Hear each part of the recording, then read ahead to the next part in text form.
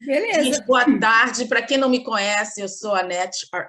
Eu mudei meu nome, né? Então, para quem não me conhece agora e me conhece também no nome Anete Lobo, eu estou com o meu nome de solteira e estou muito feliz. Então, é que eu perdi o Arslane aí, então todo mundo me conhece como Anete Arslane, então é Anete Lobo. E eu queria agradecer por todos estarem aqui num pleno sábado.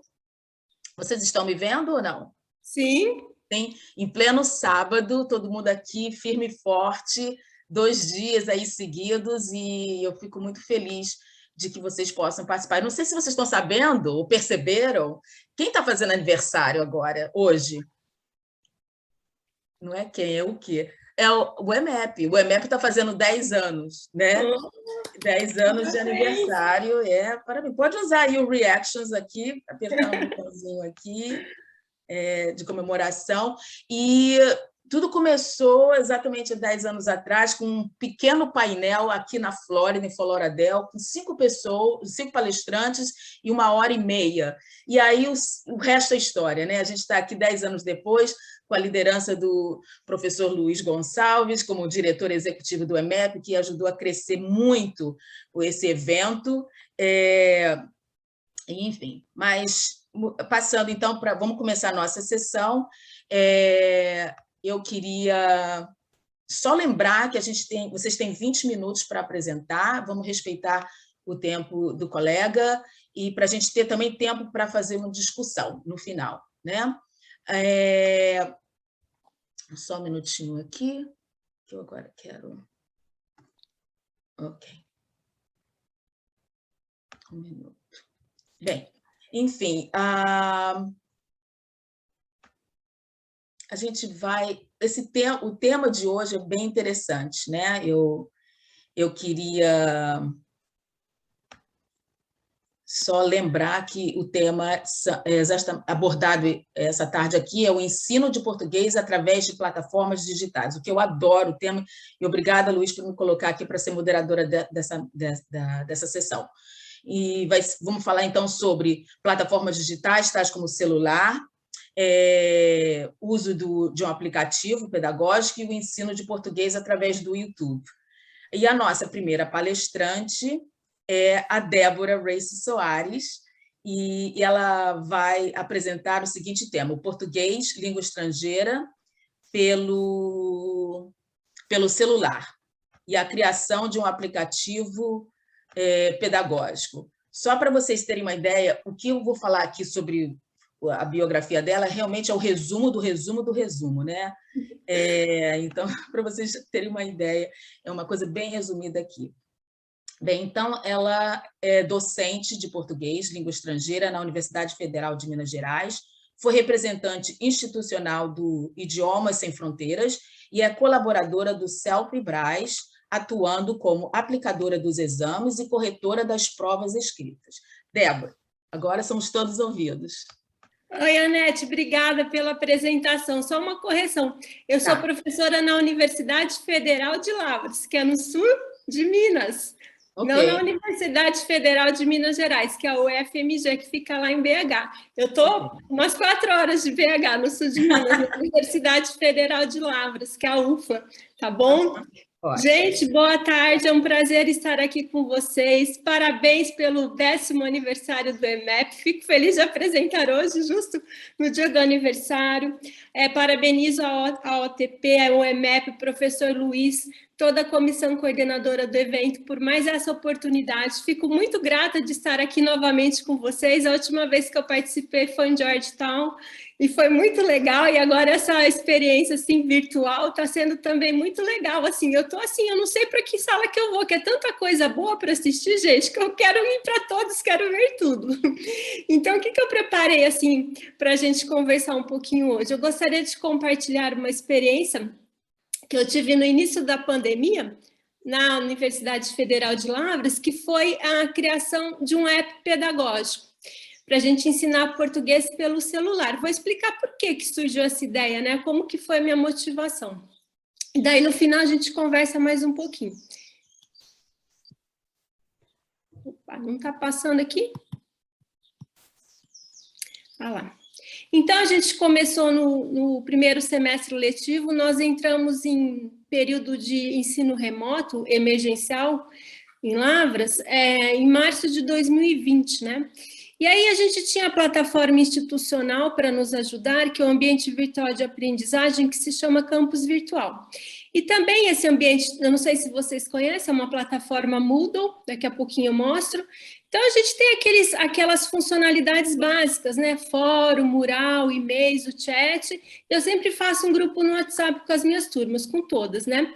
E, além disso, a gente tinha fórum de dúvidas pelo WhatsApp e as lives semanais. Então, a gente se encontrava sempre assim, a gente tem os Google Meets no dia do horário da aula e a gente se encontra. Muito bem. Essa experiência foi feita com uma turma de iniciantes de português para estrangeiro 1. Eles estavam ingressando em programas de pós-graduação na UFLA, que o nosso público-alvo são alunos de mestrado e de doutorado. Nós temos poucos alunos de graduação, que vêm fazer PEC-G, por exemplo, que é um convênio de graduação. A gente tem mais PEC-PG e outros intercâmbios, né? Então, eles chegaram nível A1, A1, A2, falantes de espanhol, majoritariamente como língua materna. Nessa turminha, a gente tinha, então, 18 alunos internacionais. E começamos... Ué, parece que está travando aqui um pouquinho. Só um minutinho. Ah, entendi aqui o que eu tenho que fazer, está aqui. E nós começamos, então, as turmas, né? Só para a gente relembrar rapidinho, eles estavam chegando para fazer mestrado ou doutorado, então a média de idade da turma é entre 18 e 26 anos, né? E a gente fala que eles são nativos digitais, de acordo com o Prensky, né? Depois eu passo mais referência bibliográfica. Então, a gente tem uma turma assim, por exemplo, que olha que o passarinho fala assim, por exemplo, olha, mãe, o Twitter, né? Só uma brincadeira aqui para a gente ver, então.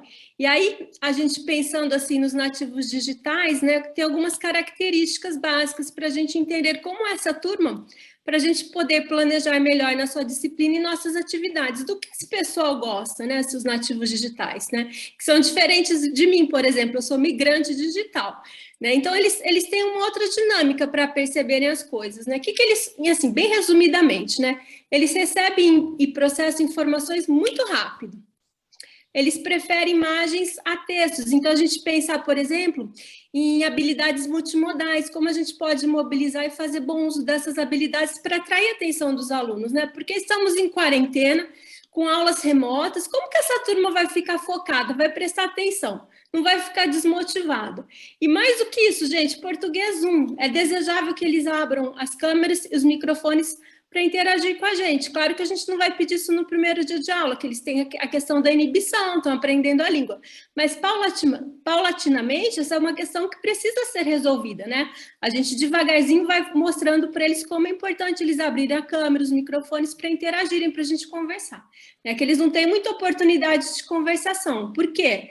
Não estão indo para a universidade, não estão interagindo com os brasileiros, muitos não estão no Brasil ainda, eles estão assistindo aula à distância dos seus países, então tem a questão do fuso horário também, para a gente considerar a hora que a gente dá as aulas, e são poucas oportunidades de comunicação, mesmo que os que estão no Brasil em ambiente de imersão, gente, é como se eles não tivessem em ambiente de imersão, porque eles estão tendo pouquíssimas oportunidades de conversar em português, né? Como eles tinham quando eles iam à universidade, iam para o Rio, para o restaurante, conviviam com os brasileiros.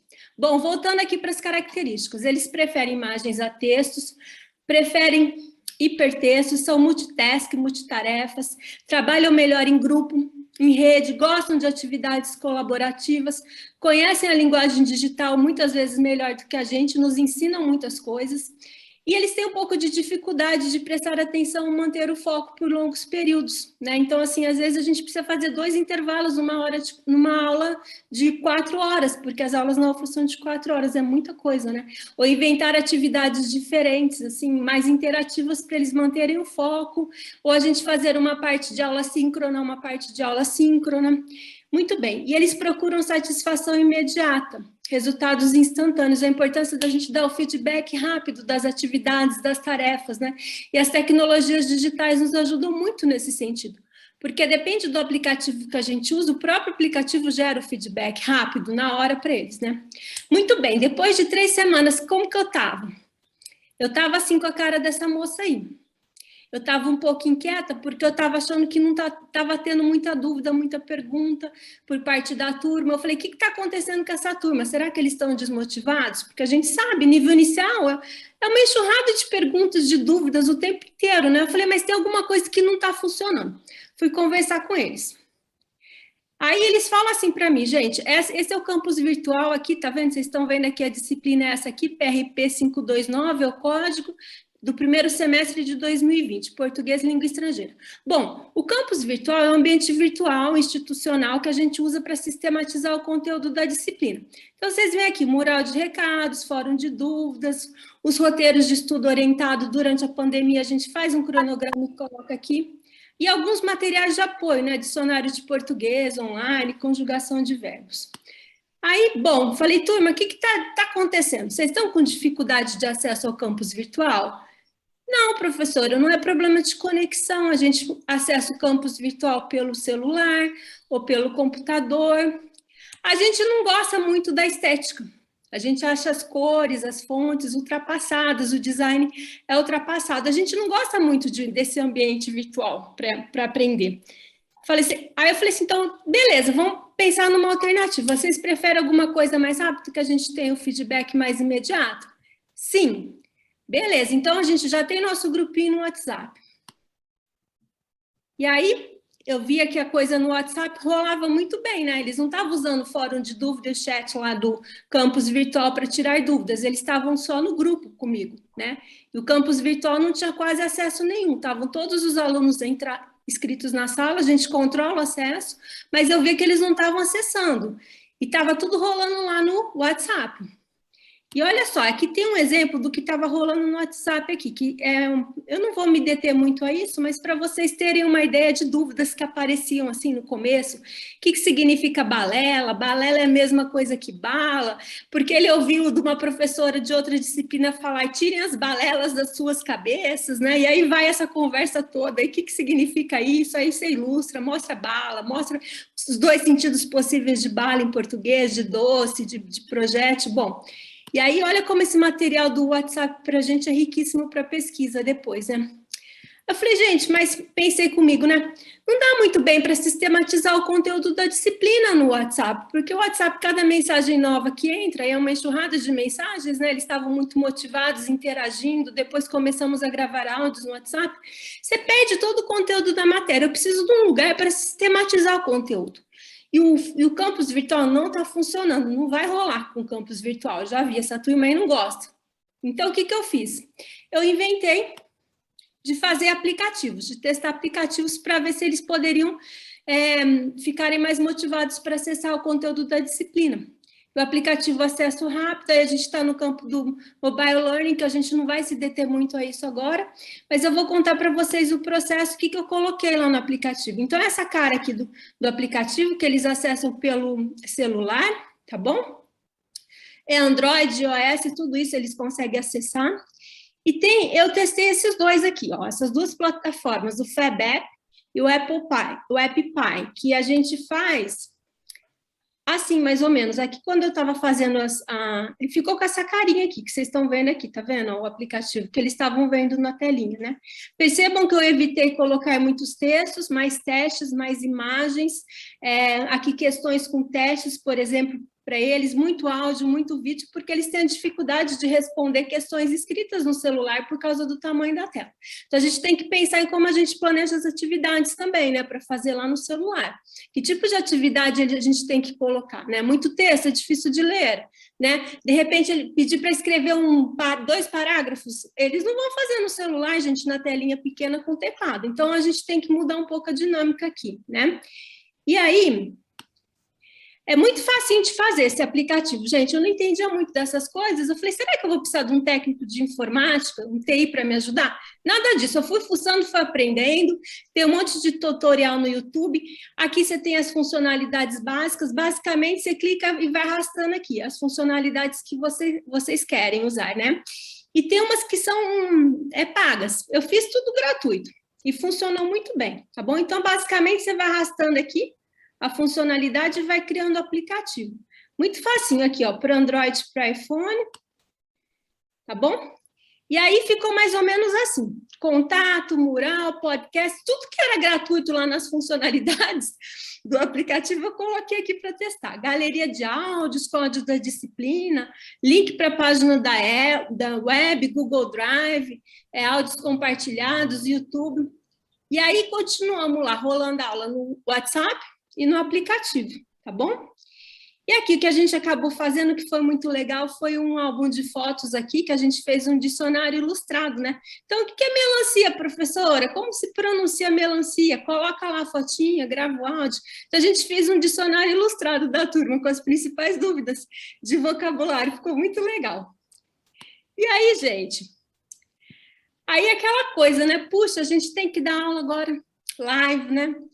É tantas horas de aula, né? Como tornar essas aulas mais produtivas, fazer os alunos falarem, né? Vamos criar atividades interativas, né? Então, algumas coisas que eu usei, eu tenho testado vários aplicativos, mas, por exemplo, o Lyrics Training, que eu não sei se vocês conhecem, que eles amam, que você pode ir lá no aplicativo, tem, por exemplo, uma música que, Apesar de Querer, ela tem para vários níveis de dificuldade, iniciante, intermediário, avançado, expert. E aí, gente, o legal é que esse aplicativo aqui não serve só para aprender português do Brasil. Tem, por exemplo, português de Portugal, tem outras línguas, inglês, francês, espanhol. E cada música tem vários níveis que a gente pode escolher. E aqui, o nível de dificuldade vai aumentando de acordo com o número de palavras que a gente tem que completar em cada lacuna. É como se fosse aquelas palavrinhas de fill in the blanks, lá de completar as lacunas, mas está num ambiente virtual que eles acessam pelo celular. E a gente foi no nível iniciante, múltipla escolha, e fizemos uma competição na turma. Depois eu falei assim, vamos compartilhar a pontuação de vocês para ver quem está acertando mais. E foi uma competição super sadia, eles começaram a dividir os prints das telas com a pontuação deles e foi super legal, né? E depois eles podem procurar o quê? Que eles são direcionados para o YouTube e eles ouvem e cantam a música juntos, né? Então a gente cantava a música na aula junto e acompanhando aqui. É legal que o programa vai marcando aqui de acordo com o que ele vai falando. Não consigo. E aí vai ficando aqui mais claro, em branco aqui, né? Então é fácil de acompanhar. Eles amaram. O Kahoot, que eu acho que vocês conhecem, que é o queridinho dos professores de idiomas, né, também, que a gente fez, por exemplo, uma atividade simples, assim como o Armap, para quebrar o gelo no início da aula. Coisas que eu percebi que eles estavam com dificuldades quando a gente corrigia as tarefinhas, ou quando eles falavam, né, a questão dos gêneros das palavras e dos números das palavras, né, o gênero em espanhol, bagagem, que é masculino em espanhol, sorriso, que é feminino, pesadelo, então que os gêneros não são para sangue, né? E a gente fez um quiz para fazer na aula, que foi muito legal também. Depois eu falo mais do Kahoot. A gente consegue fazer várias coisas no Kahoot, a gente escolhe as imagens, o texto, a gente controla o tempo de cada atividade, pode aumentar mais ou diminuir o tempo de resposta, e a gente brinca com os níveis de dificuldade. O Flipgrid, gente, que é muito jóia, que é uma plataforma para a gente interagir só em vídeo.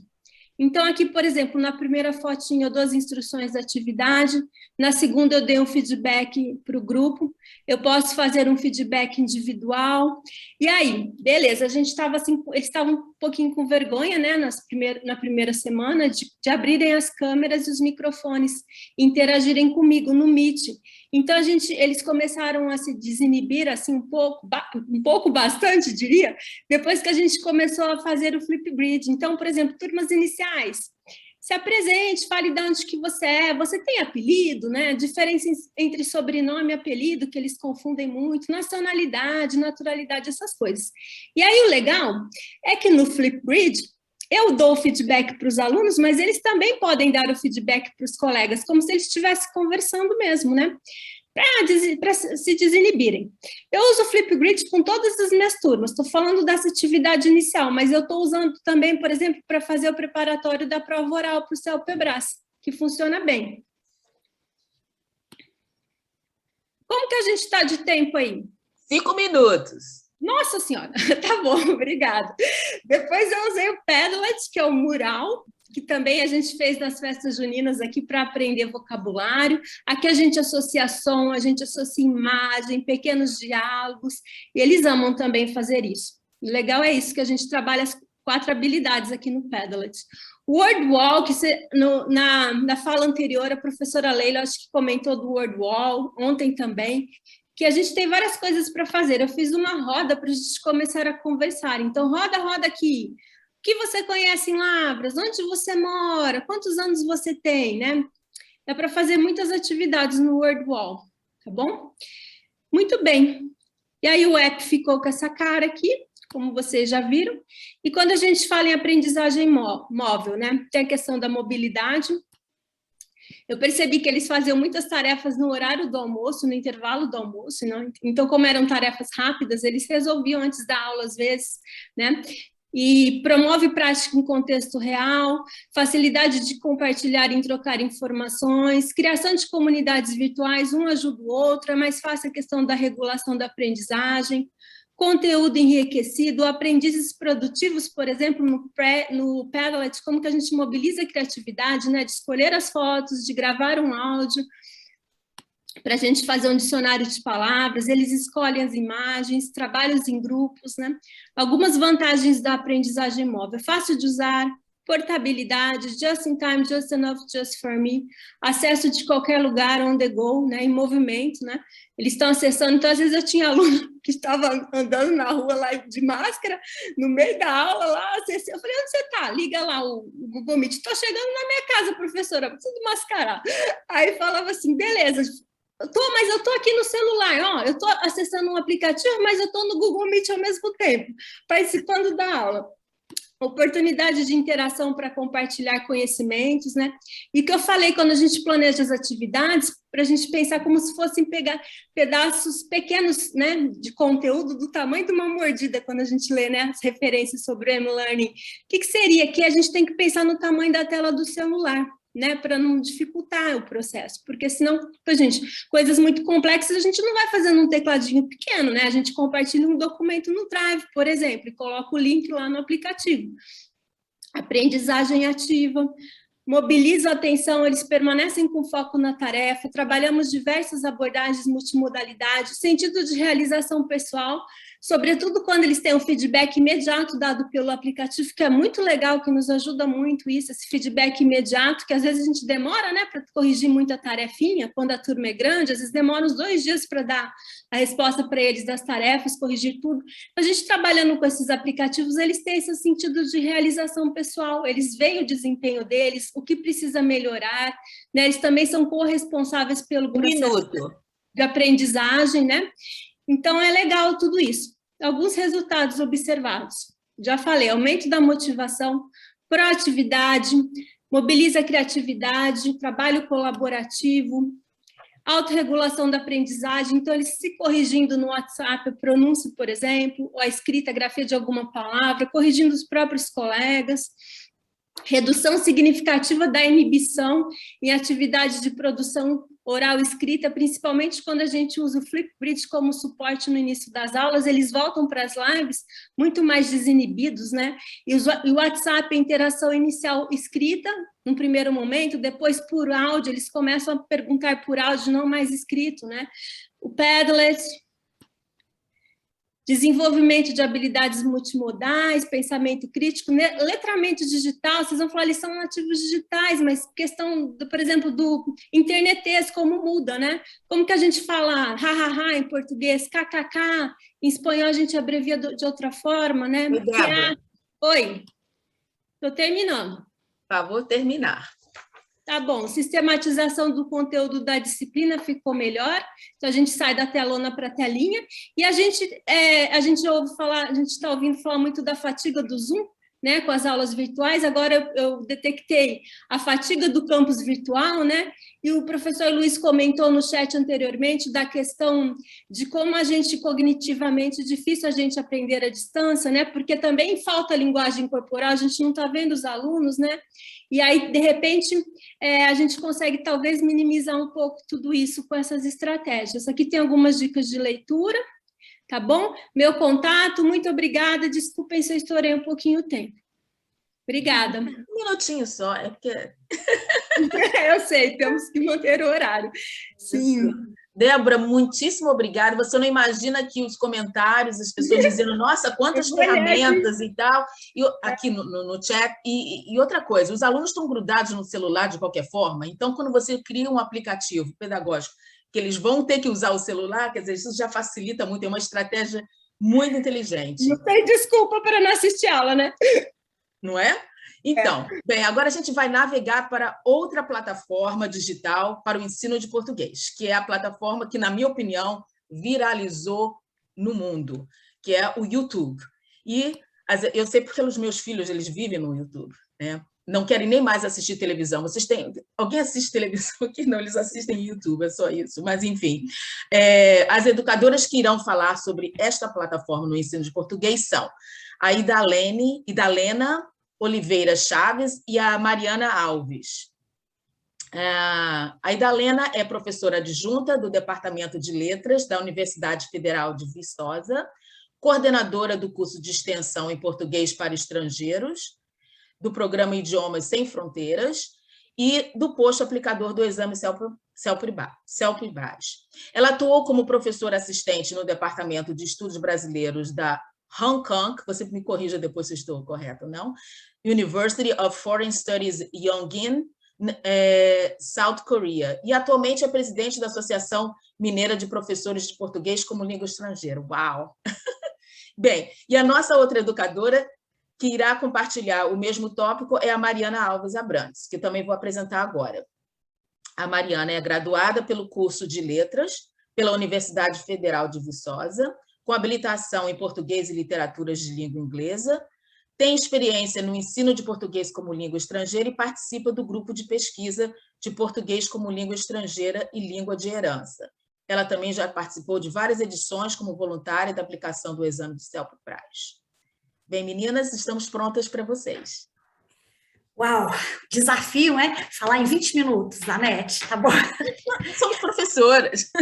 Ok, obrigada. Obrigada, Anete, obrigada a todos, ao Luiz, parabéns ao EMEP por esse evento. A Mariana Abrantes é minha orientanda, né? E aí a gente desenvolveu juntos esse material que a gente vai apresentar. Muito antes da gente pensar que ia acontecer a pandemia, a gente montou esse material na plataforma YouTube, que é uma série de vídeos, né, com 30 mini-aulas de português para estrangeiros, e para ajudar os estudantes que vinham para a UFV para estudar aqui, fazer pós-graduação ou mobilidade acadêmica, porque eles chegavam com pouca noção ainda do português ou nenhuma.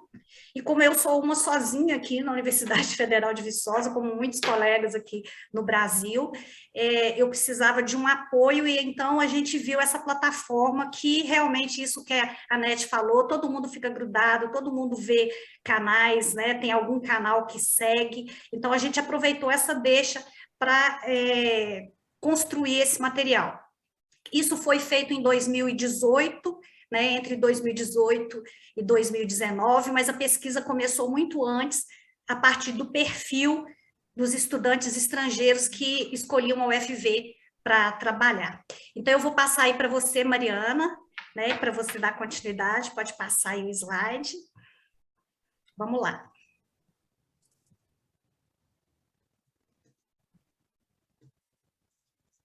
Cadê Mariana, gente?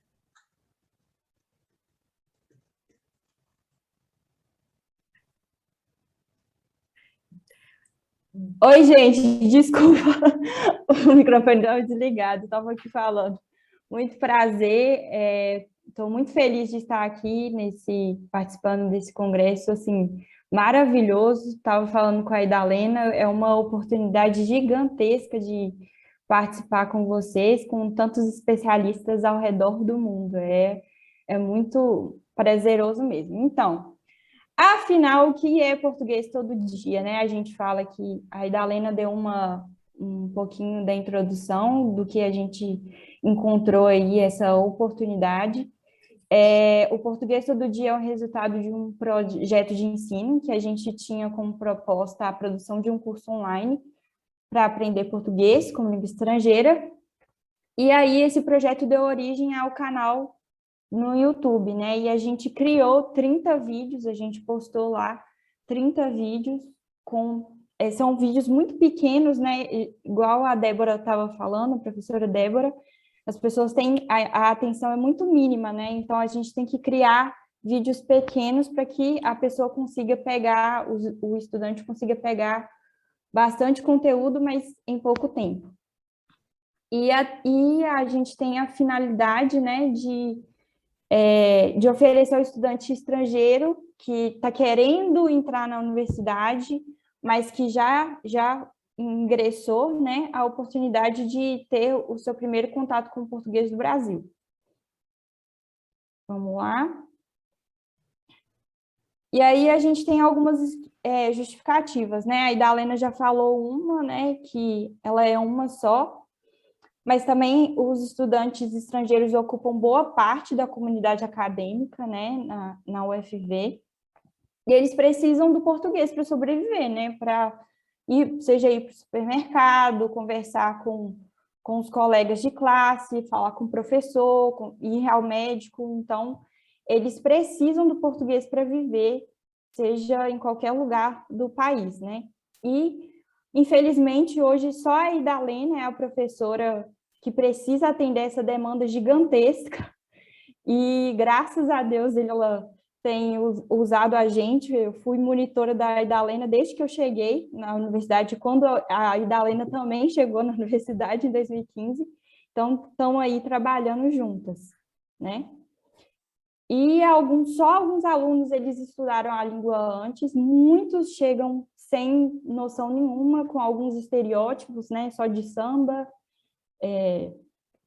só a música, funk, que tem cachaça só, mas não sabe começar uma conversa, tem muitas dúvidas, né? Então, a ideia do projeto é ajudar esses estudantes para ser mais tranquila a passagem deles, no começo deles nos estudos, né? E também avança um pouco aí, porque o tempo está passando. Tá, e aí também a gente quer nivelar os estudantes que não tiveram contato com os estudantes que tiveram um pouco de contato. E também a gente não tinha muitos canais de PLE no YouTube quando a gente pesquisou, né? Tem só alguns, assim, soltos. E aí a gente queria fazer... Será que dá tempo, Ida? Não, acho que não dá. Não vai dar tempo, não?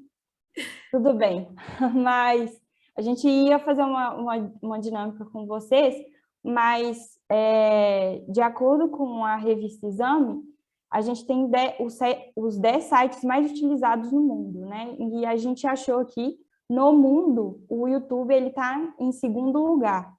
E no Brasil também o YouTube está no segundo lugar. E eu achei muito interessante porque está, às vezes, acima do Facebook, das redes sociais, do que a gente está acostumado, né? E aí, por que a gente escolheu o YouTube? Aqui a gente tem algumas razões, né? A gente, como já foi falado, a gente não encontrou muitos vídeos para o ensino de PLE, só a gente vê mais de redação, vê de português como língua materna, mas de PLE a gente não vê tantos assim. Quando a gente encontrou, são poucos focados, né, no ensino de PLE, e a gente encontrou também, assim, não tem um curso de PLE no YouTube, né? A gente tem canais, assim, que falam um pouquinho de português como língua estrangeira. Eu não sei se esse canal desistiu ou então mudou o foco do canal, e aí a gente não tem uma estrutura de um curso, e geralmente são professores de espanhol, inglês e francês que também estão produzindo algumas aulas de português. Então, tá tudo aí, por isso que a gente viu essa demanda para a gente criar o canal no YouTube. E aqui a gente tem algumas das aulas, eu não vou ler todas, né? São 30 mini aulas que a gente criou, mas é só para mostrar que algumas a gente focou tanto na questão do vocabulário para o estudante, né? De cumprimentar alguém, alfabeto, cores, profissões, família, alguma coisa assim, ir ao hospital, quais palavras, qual é a pergunta que você tem que usar para ir ao hospital, mas também a gente utilizou a cultura, né?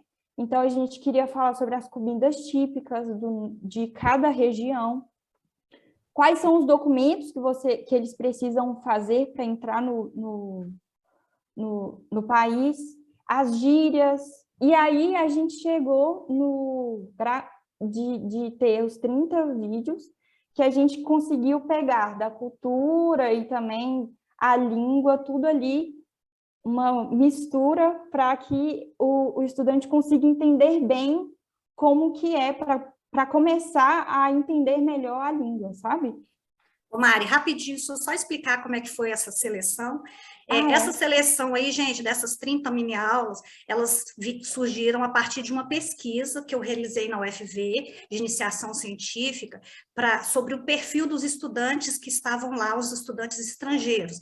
E também eu fiz uma análise das necessidades deles. Então, a partir dos resultados dessa pesquisa, né, o nosso grupo sentou para elaborar os roteiros dessas mini-aulas que estão aí, e aí a gente elaborou os roteiros, esses roteiros essas mini-aulas foram gravadas no estúdio da Coordenadoria de Educação Aberta e à Distância da UFV, nós tivemos esse apoio, e aí por isso que vocês podem ver que tem mini-aulas aí com temas de situações bem relacionadas com o dia a dia do estudante no Brasil. Aí a gente está falando rápido, porque a gente queria dar uma amostra, pode passar aí, Mari. E aí, depois, né, dessa seleção, a gente disponibilizou essas mini-aulas só para os estudantes ingressantes na UFV. Então, a gente pegava o e-mail deles, quando eles se inscreviam na Diretoria de Relações Internacionais, e enviava diretamente para eles. E aí, depois, com a pandemia, quando veio a pandemia, a gente disponibilizou para público. É por isso que a Mariana está mostrando aí esse resultado. Pode falar aí, Mariana. Sim, aí hoje eu tirei essas estatísticas. O YouTube Studio, ele é muito bom, assim, para quem quiser criar aulas também. O YouTube Studio tem todas as estatísticas que a gente precisa para a gente acompanhar de como tá sendo, né? Como que as pessoas estão acompanhando, até onde elas acompanham, quais são os temas que mais geram discussão. E aí, o que está bombando hoje é essa aula 29, que são as danças típicas brasileiras. A gente tem 14 mil visualizações e tem crescido muitos comentários. Graças a Deus, está dando certo. E aí, a gente viu também a origem dos acessos. O que foi uma grande surpresa para a gente é que a maioria dos acessos estão vindo do Brasil. E aí, a gente achou assim, não, por que será que está vindo do Brasil? E aí a gente descobriu que muitos alunos estão...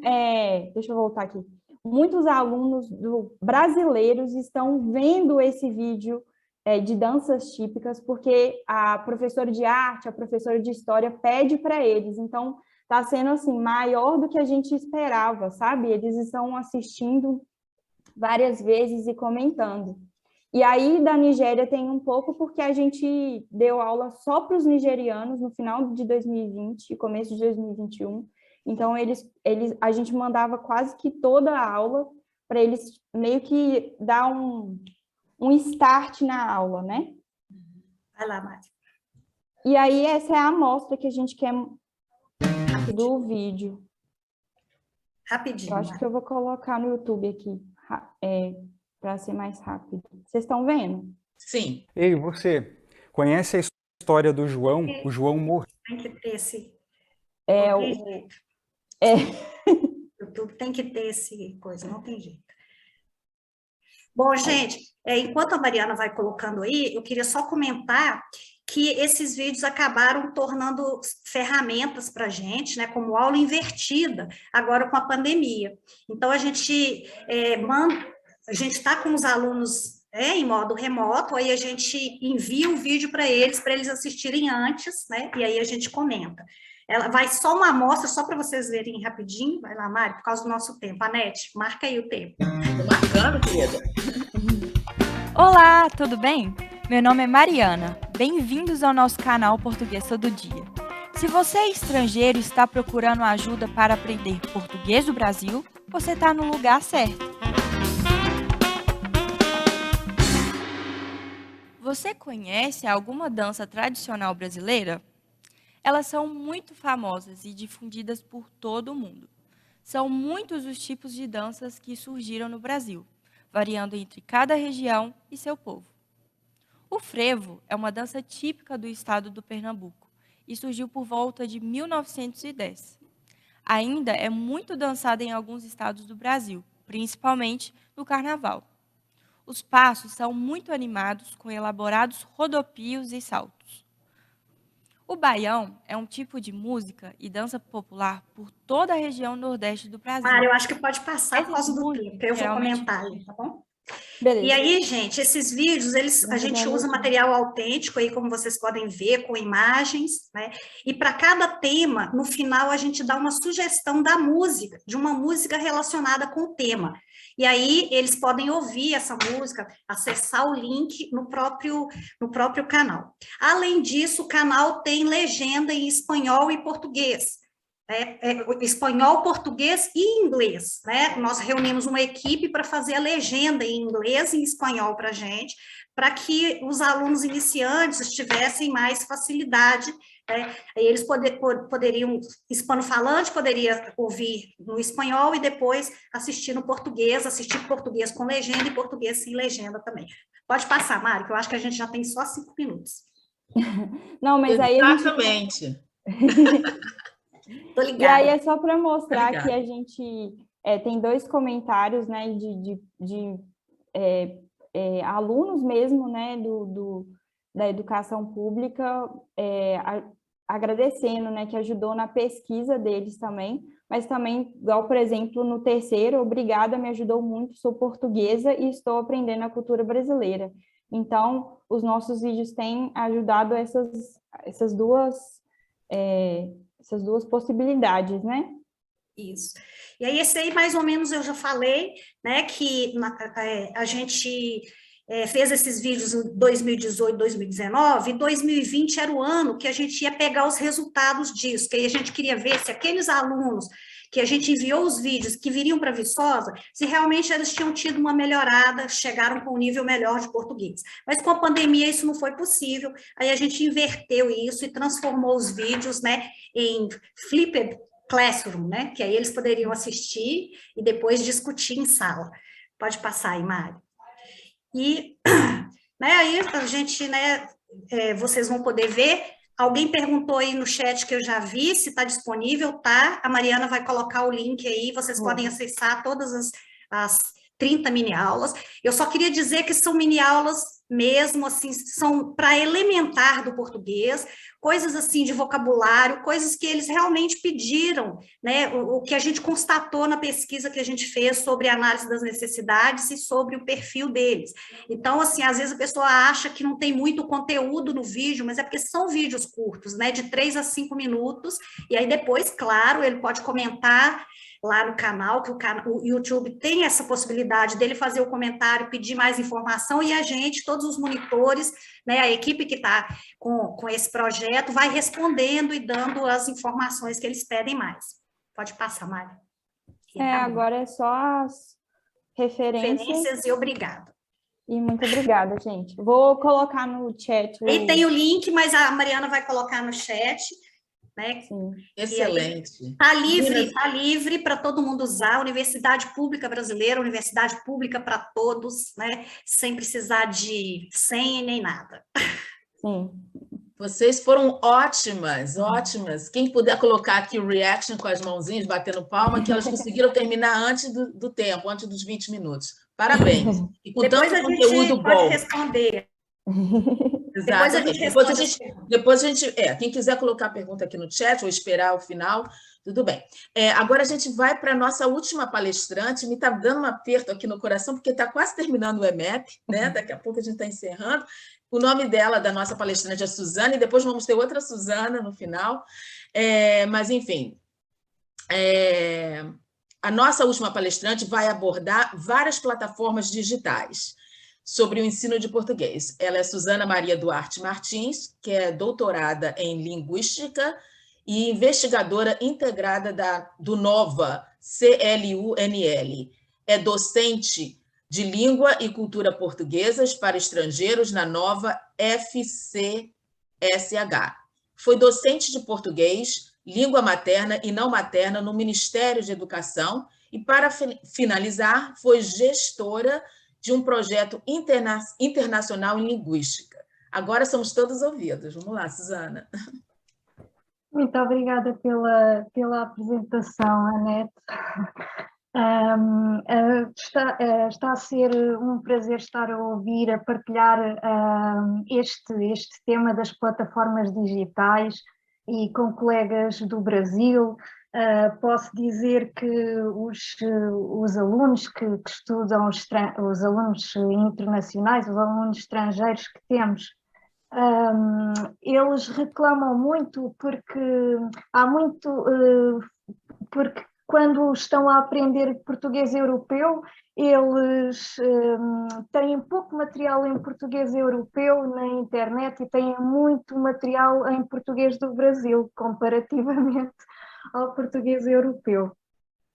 Então, há muito trabalho feito no Brasil, sem dúvida, como aqui se está a confirmar. A minha apresentação já está feita, então vou passar à frente. Então eu vou falar também de um curso de português, um curso de português online que foi concebido por motivo das circunstâncias termos de passar para o ensino online.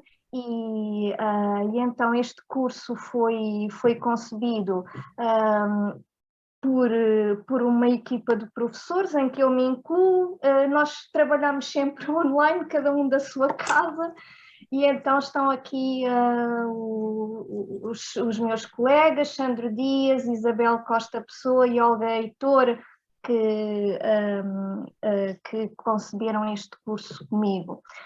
Antes de mais, e já vi aqui também aqui as equivalências entre o que é o A2, então,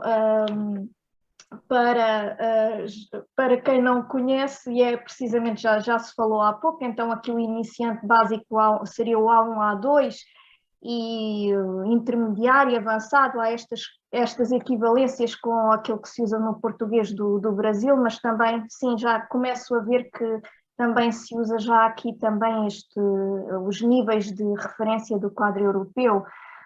Depois aquilo que acontece, já me aconteceu também, eu já tive alunos, um grupo de alunos da Universidade de Emory, a quem eu dei aulas, eles vieram fazer um curso intensivo a Lisboa e então eu tinha alunos do nível 314, e eu, o que é 314? Portanto, também depois estes níveis têm essa equivalência, os níveis 100, eu estive a fazer também alguma pesquisa sobre o assunto, os níveis 100 que equivalem aqui ao A1, A2, depois os 200 chega aqui ao B1, B1, B2, B2 depois seriam os níveis 300 e depois aqui começam os 400. Pelo menos eu estive a ver na Universidade de Washington que havia estas equivalências e eu também, portanto, percebi que estava a dar aulas e pelo programa alunos de nível B2. Os nossos alunos do ensino presencial, eles vêm de várias faculdades dentro da Universidade Nova. A nossa Faculdade de Ciências Sociais e Humanas é onde temos maior número de alunos, mas logo seguido da Faculdade de Economia, depois Ciências e Tecnologia, Ciências Médicas, Direito, depois aqui é Information Management School. As nossas faculdades estão a mudar também os nomes para inglês, mas temos muitos alunos externos, portanto não são estudantes Erasmus e que vivem em Portugal, são profissionais e precisam aprender a língua. Em termos de níveis de proficiência, nós temos maior número de alunos aqui nos níveis iniciais, A1, A2, temos aqui muitos alunos italianos, espanhóis, daí termos também aqui, e os nossos alunos italianos e espanhóis, eles começam aqui no nível A2, porque eles conseguem acompanhar aulas em português. Então aqui no nível A1 temos as aulas com o apoio da língua inglesa, e depois, à medida que vão subindo os níveis, vamos tendo menor número de alunos, por essa razão não temos oferecido o nível C2. Depois, quanto ao curso online, nós atualmente já temos os cursos online de A1 até C1, e o ano passado concebemos então aqui o curso de A2, que atualmente então está com 30 horas de aulas síncronas e então 30 horas de trabalho em casa. As aulas síncronas é na plataforma que o professor escolher, e o trabalho assíncrono então depois faz-se, desculpem, faz-se no Moodle, e sim, o Moodle, se nós usarmos o Moodle apenas para colocar lá documentos, é verdade, a plataforma torna-se desinteressante. Depois, se usarmos outras ferramentas que existem dentro do Moodle, e é aquilo que eu vou mostrar, depois torna-se mais apelativo. Então, quanto à estrutura externa do curso, nós temos as informações gerais, o programa do curso, os objetivos, os conteúdos. Depois os alunos, às vezes nós temos uma bibliografia geral, mas eles pedem, às vezes querem ter livros de exercícios e então fazer mais exercícios.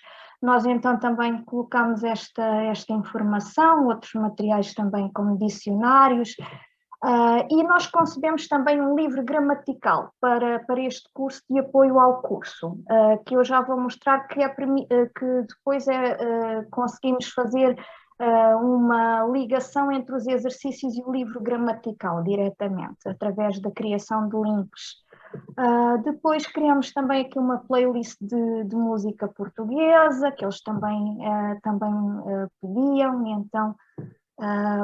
e então essa informação depois pode ser acessada aqui através aqui da página geral, e depois temos, quanto aos módulos do curso, temos assim um módulo de boas-vindas, com um exercício de cultura assim muito, muito rápido, depois um módulo de apresentação e caracterização. Nós fomos dividindo os módulos também em partes, e cada parte corresponde mais ou menos a uma aula, e então o objetivo é, no fim dessa aula, os alunos irão fazer os exercícios correspondentes àquilo que se foi discutido e trabalhado nessa aula síncrona. E depois temos aqui também vocabulário de apoio aos exercícios, portanto, atividades do cotidiano e habitação, alimentação, saúde e bem-estar, viagens, férias e lazer, clima e ambiente, serviços. Aqui o módulo de serviços já é um módulo de revisão, e depois terminamos com um exame final, falta ali um A, e o exame final tem aqui compreensão oral, e assim depois eles vão avançando aqui no teste. Portanto, este é assim também o aspecto dos exercícios. Quanto depois a questão de trabalhar online e a organização pessoal, então para os alunos se organizarem melhor em termos de trabalho, eu fiz aqui uma planificação portanto, com os nomes os títulos de cada módulo, correspondente a cada aula, com as respectivas datas das aulas, e depois aqui a dar um prazo de conclusão. Eu não fecho o módulo nessa altura, fecho mais no final do curso, ou só se algum aluno não está a trabalhar, mas para quando eles fazem sempre todos os exercícios, eu deixo sempre os módulos abertos. Depois, em termos aqui da estrutura interna, nós temos, como já viram anteriormente, temos um vídeo no exterior do teste como estímulo, no exterior desse módulo específico como estímulo àquela temática, e depois temos aqueles exercícios que visam trabalhar a competência lexical, E depois aqui, por exemplo, cá está um link para o vocabulário e depois acessam aqui à informação, ou exercícios de compreensão da leitura, exercícios de compreensão do oral, aqui um vídeo em que tinham de ouvir e responder verdadeiro falso, ou à medida que os módulos vão avançando, também exercícios aqui já para, com maior grau de dificuldade, aqui já para as revisões, no módulo de revisões, aqui eles já não têm eles têm que ouvir a pergunta e ouvir as opções para selecionar a resposta.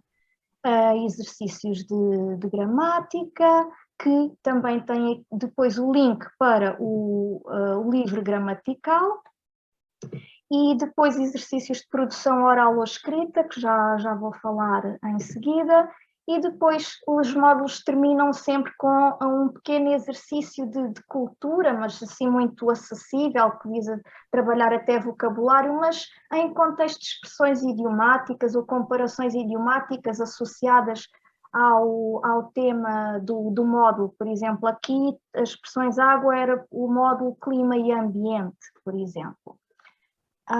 Depois, em termos de produção oral e feedback, já se falou aqui então do Flipgrid. O Flipgrid é sem dúvida uma plataforma ótima para os alunos, por exemplo, para os alunos trabalharem a produção oral e não ser necessário estarem-nos a enviar também o trabalho por e-mail.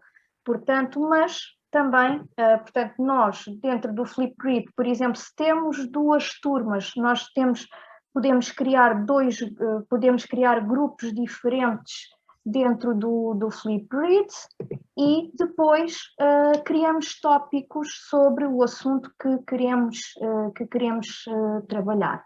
Mas, ainda melhor, o Moodle permite, nós copiamos um código no Flipgrid e que nos permite integrar o Flipgrid dentro do Moodle e os alunos não precisam de ir ao Flipgrid. Eles chegam aqui e é só clicar em gravar uma resposta e diretamente já podem aqui fazer o exercício no próprio Moodle.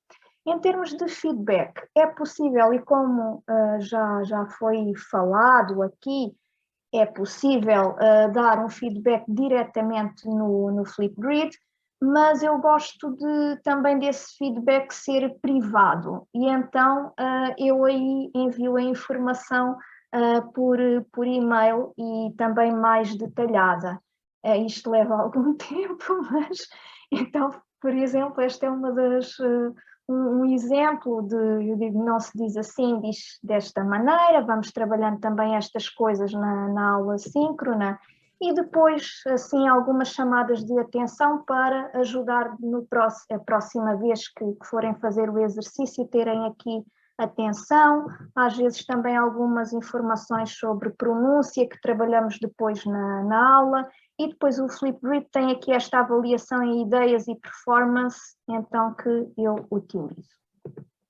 Depois, em termos de produção escrita, estes exercícios são feitos diretamente no Moodle. Este aqui é um exemplo, e depois os alunos escrevem diretamente aqui o texto, podem também, aqui se quiserem, carregar um ficheiro, mas não... Eles fazem-no sempre ali diretamente. Eu, depois, quando faço a correção do exercício, eu copio, portanto, faço a revisão do texto e copio como imagem para os alunos poderem ver a correção e depois deixo também aqui um feedback de melhoria da expressão escrita. Obrigada. 5 minutinhos, Susana.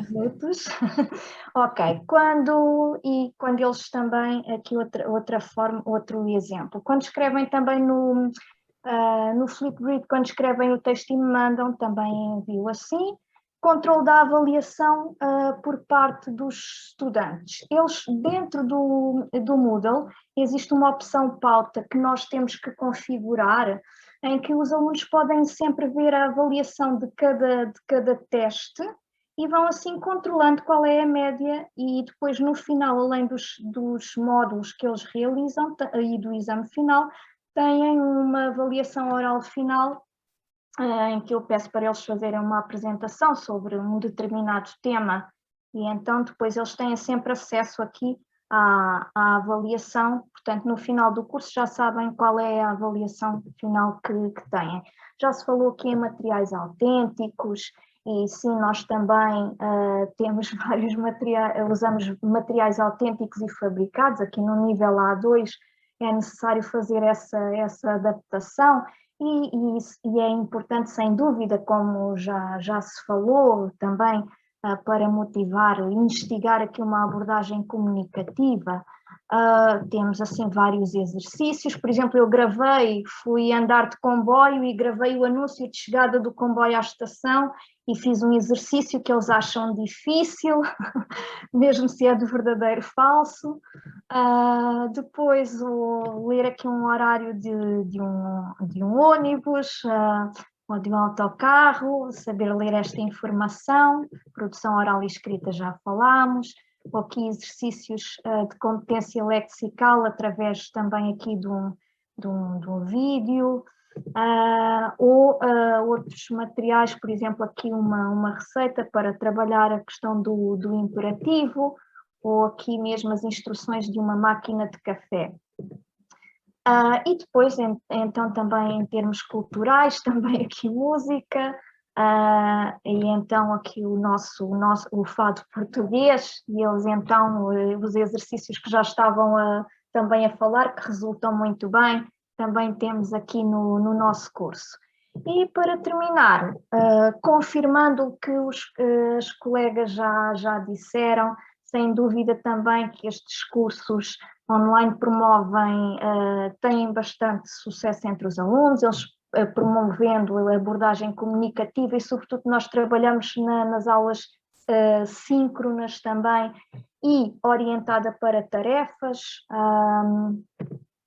Estes exercícios então despertam e visam despertar curiosidade e interesse por temas de língua e cultura portuguesas, e então os materiais autênticos em particular, que apoiam esta abordagem comunicativa ao exporem os estudantes ao uso real da língua, sendo impulsionadores de tarefas autênticas. Estas são as minhas referências, este é o meu contato, e obrigada pela atenção, e estou disponível para questões. Tiverem. Muito obrigada. Excelente, Suzana, muito obrigada. Outra que merece medalha de ouro também, conseguiu terminar antes do tempo. Conseguir terminar antes do tempo é medalha de ouro. Obrigada. Bem, então fica aberto aqui para perguntas ou discussões a respeito. Eu estava dando uma olhada aqui no chat, eu acho que o Luiz e a Débora tinham uma pergunta, mas talvez já tenha sido respondida, correto ou não? Uma pergunta se estava integrado, ou se foi uma criação, é uma plataforma criada. A pergunta é se esta plataforma que a Suzana apresentou agora é uma plataforma comercial que vocês programaram com exercícios, ou é uma plataforma que vocês criaram e programaram, e se criaram foi com base em quê? Em HTML?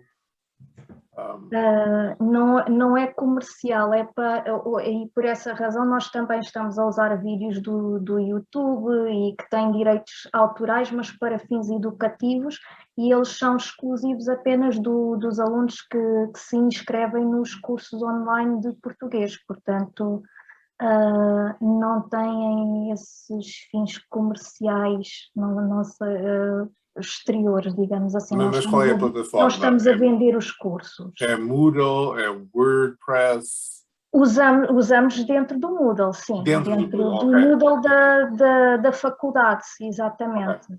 Sim. Obrigado. E alguém tem alguma pergunta para a Débora, para a Idalena, para a Mariana? Eu tenho. Comentário? De repente, um comentário.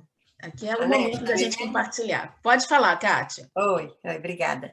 Suzana, tem uma pergunta para você. Eu também uso essa plataforma, enfim, sou familiarizada com muitas coisas que você mostrou, mas eu não entendi como é que você conseguiu compartilhar o Flipgrid com o Moodle. Como é que você colocou dentro? Acho que ela congelou, né? Sim, já vou. Desculpem. Pode repetir. Eu não entendi como é que você conseguiu fazer compartilhado o Flipgrid dentro do Moodle.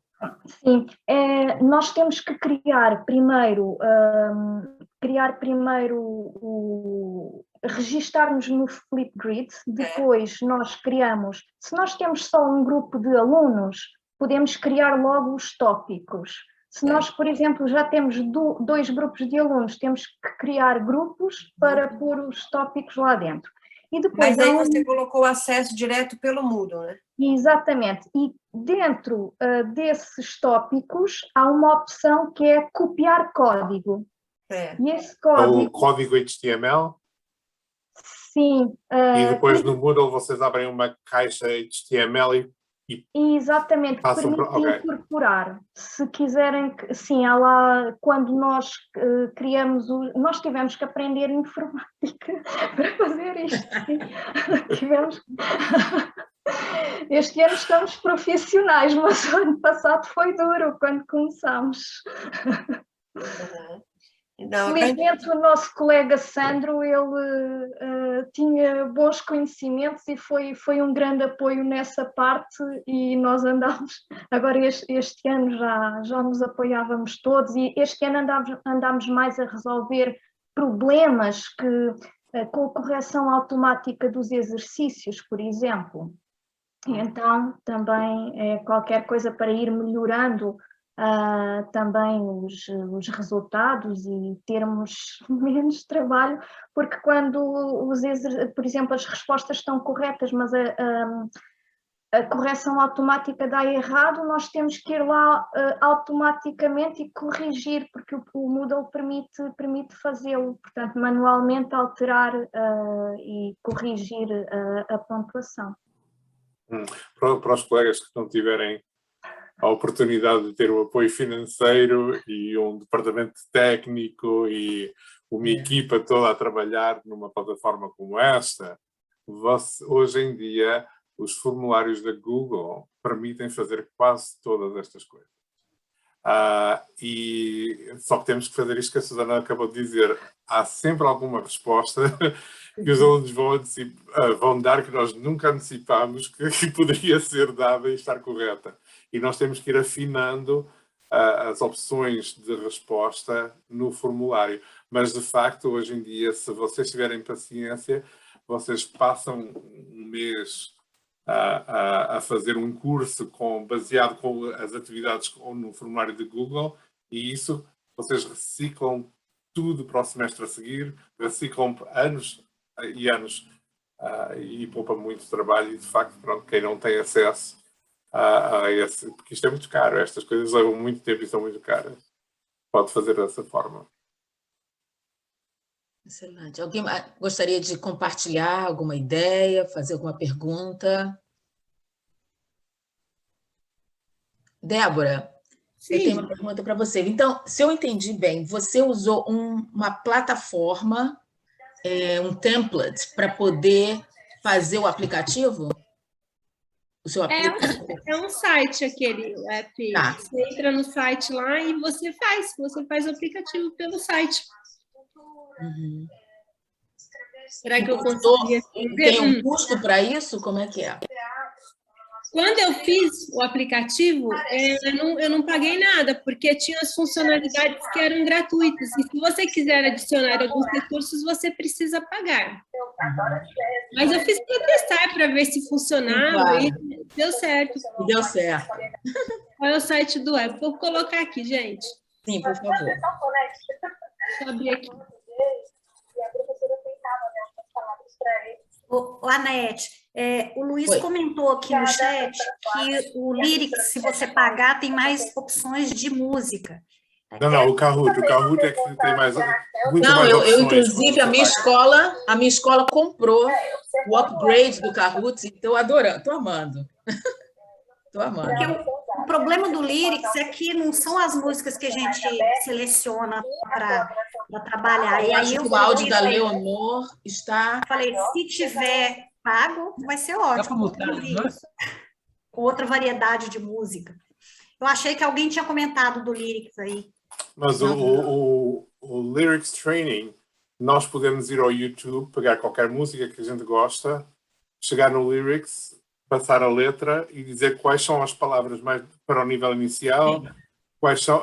O Lyrics Training até pode escolhê-las para nós nem precisamos dizer nada.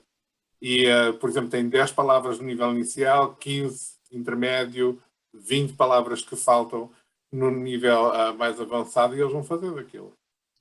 Mas nós podemos escolher. Luiz, o que você disse é que eu posso, então, buscar uma música no YouTube e qualquer trazer... uma. E trazer o código. Porque todas as músicas que estão no Lyrics Training, aqueles vídeos, é tudo no YouTube. E depois a gente coloca a letra. Tem alguma coisinha que nós temos que dizer onde é que termina a frase. E podemos escolher até as palavras que nós queremos que desapareçam. E o aluno ouve a música e, sei lá... vou mostrar a música da Clara Nunes. Dei um aperto de saudade no meu... E enquanto o aluno não escrever tamborim, a música não avança. Ou, melhor, dei um aperto de saudade no meu tamborim. E falta a palavra tamborim na letra. Ele tem que escrever tamborim ou a letra não avança. Pode ir a ouvir quantas vezes quiser e só avança depois dele escrever o que falta. Geralmente, nos níveis iniciais, são as palavras curtinhas que faltam. E diz quantas letras tem, para eles saberem mais ou menos o que escrever. Mas a gente tem que pôr o tempo, né, Luiz? Porque dependendo do tempo, ele avança. Mas eu vou tentar fazer isso, mas eu não consegui, não, de buscar, porque você entra lá e tem aquelas músicas que estão lá, assim, por exemplo, eu tive a sorte que eu queria Águas de Março, coloquei lá e tinha Águas de Março, cantada pela Elis Regina e Tom Jobim, foi ótimo, perfeito. Eu prefiro como os nossos pais, mas pronto, vou-te perdoar. Mas não tem não. E eu consigo trazer o Lyrics para dentro do Moodle, como a gente falou agora há pouco sobre o... Não sei se eles têm código embed code. Não sei se eles têm o HTML disponível. Gente, a Débora acabou de colocar aqui no chat os links dos aplicativos, ou como fazer o aplicativo pedagógico. Aproveita antes da gente fechar a sala para vocês copiarem. Então. Neto, a nossa colega Paula Isidoro, que é uma pessoa que tem muito tempo livre, nem vai casar daqui a pouco tempo nem nada, ela criou um Wiklet e ela está a colecionar tudo isto e a colocar lá para nós depois disponibilizarmos para vocês todos. Uau, que presente, hein, Paula? Cadê a Paula? Ela está aí. Cadê a Paula? Não tá. Está com a câmera desligada, então. Nossa, que presente! Sim, construímos os exercícios. Maravilha! Uau! Mais alguém gostaria de fazer um comentário? Oi, Paula! Que presente legal! Que bom que você ligou a câmera. Só queria te dar um parabéns. Parabéns. Débora, mais alguém? Oi, gente, eu coloquei no chat os links que vocês me pediram, deixei meu e-mail também, qualquer coisa me escrevam, eu ajudo, tá? Tem muitos tutoriais, é bem facinho de fazer, eu estou à disposição. Queria agradecer a oportunidade, as perguntas, é um prazer estar com vocês aqui. Estou aprendendo demais, obrigada, curti demais. Obrigada pela moderação, Anete, pelos colegas que participaram comigo e pelas perguntas. Então, eu quero agradecer também a Débora, obviamente, a Idalena, a Mariana e a Suzana por compartilharem. Eu adorei fazer parte dessa sessão aqui com esse tema que, para mim, interessa muito. Trabalho com alunos de high school e eu sei o quanto eles são assim, conectados com tecnologia e o quanto eles amam aprender usando a tecnologia, né? Então, realmente é um recurso muito rico e eu acho que com essa pandemia a gente conseguiu realmente explorar coisas que a gente não conhecia como professores, como educadores, e que, voltando às aulas, né, presenciais, a gente vai poder ainda usar esses recursos, essas ferramentas. Então, de uma situação ruim, a gente conseguiu pegar coisas positivas, né? Então, gente, só para lembrar, tem mais uma sessão aí tá? Que seria a última sessão, que começa às 4h, e nós temos aí um coffee break, um intervalozinho, porque conseguimos terminar antes do tempo. E às 5h30, a nossa plenária, tá bom? 5 horas, né, Anete? 5 ou 5h30? Deixa eu ver aqui. Acho que é 5h30. 5h30. 5h30. Tá bom? Então, até já. Obrigada, gente. Valeu. Tchau. Tchau. Tchau, gente. Muito obrigada. Tchau, obrigada. Fantástico. Muito obrigado, gente. Luiz, você fecha, então? Fechado. Tá bom.